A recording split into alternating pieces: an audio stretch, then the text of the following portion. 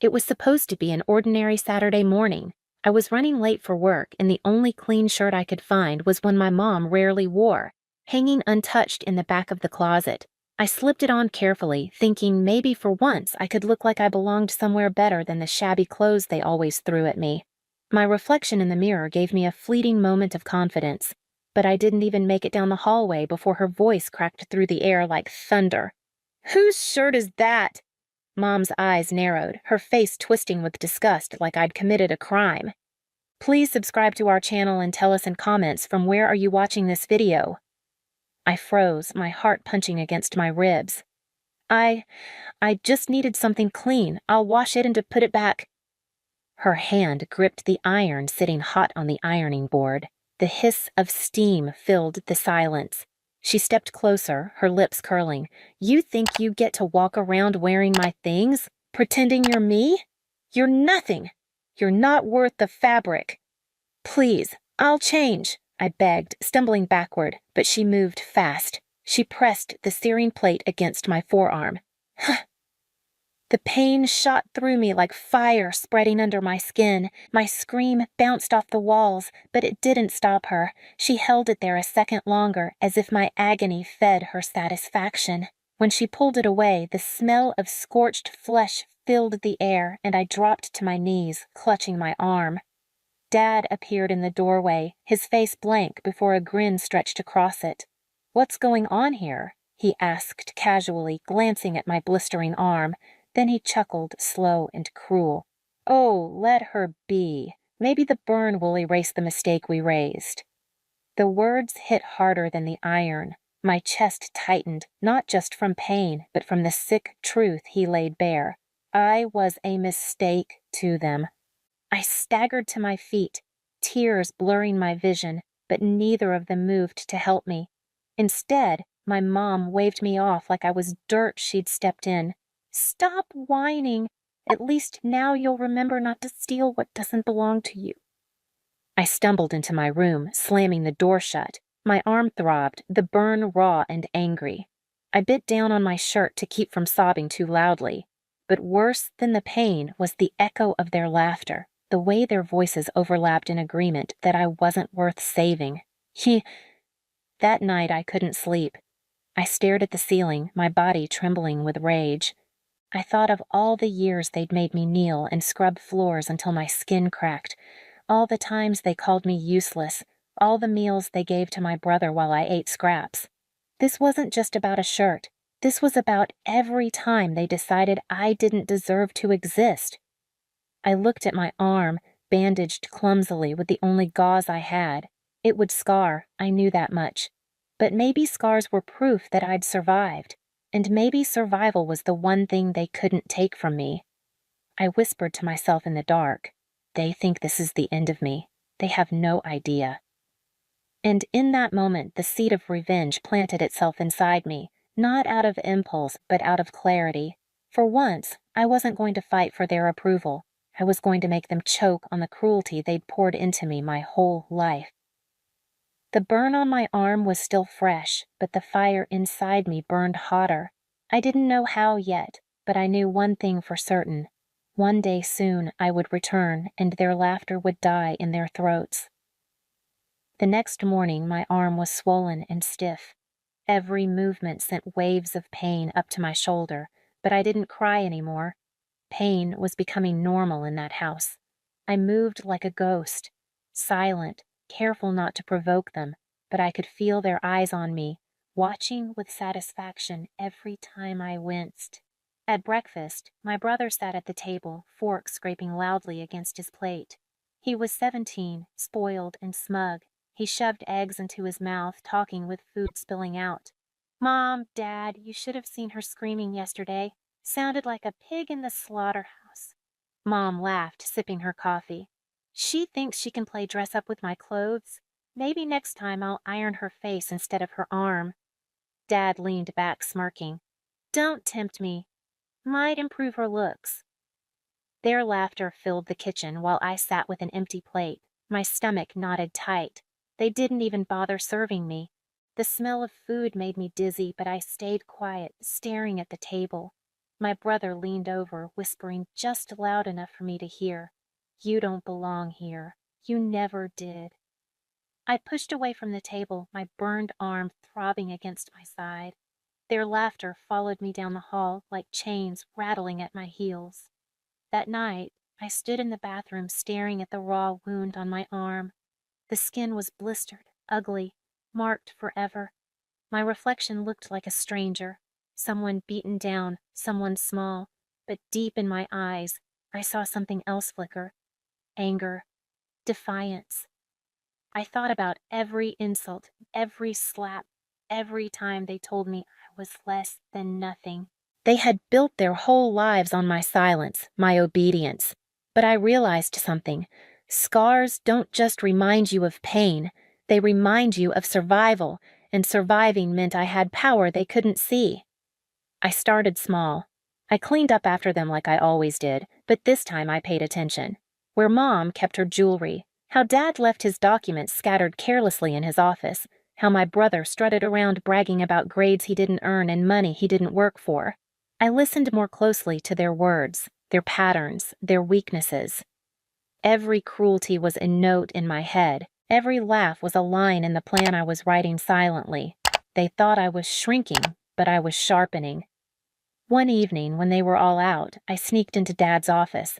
The room smelled like cigars and arrogance.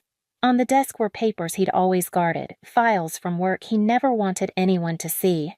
I skimmed them quickly, my heart racing. There were numbers, accounts, details that didn't look clean.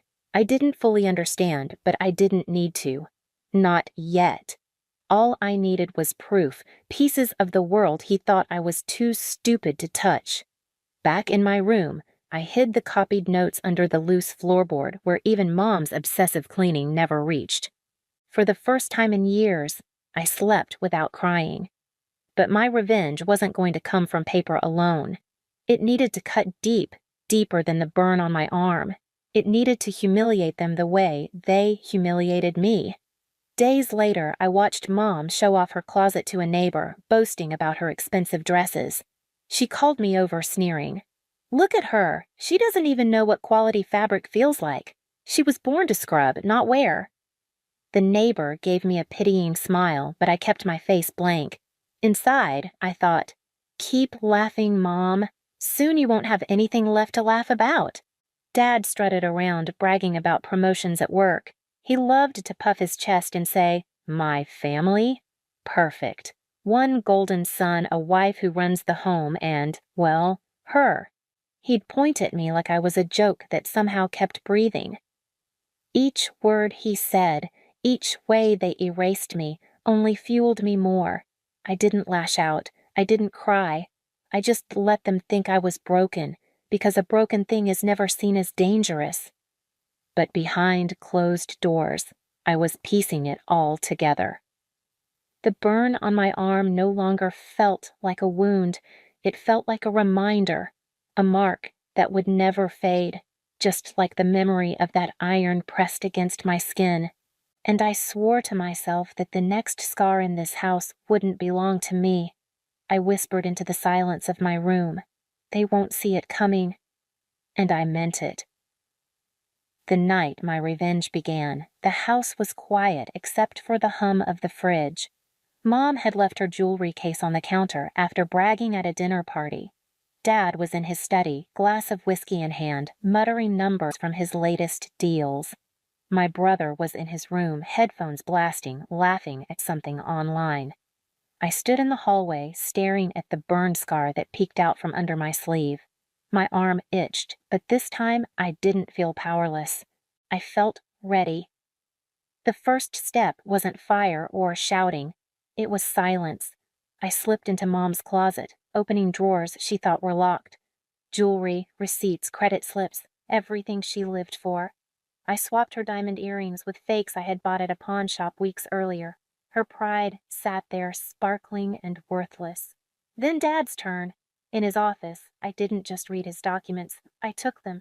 Contracts he'd hidden, evidence of money skimmed from his company, things that could end his career if they ever saw light. I didn't run to the police. That would have been too easy, too clean. Instead, I mailed anonymous copies to his boss, to his rivals, to anyone who could smell blood and water. Then I tucked the originals back neatly in his drawer.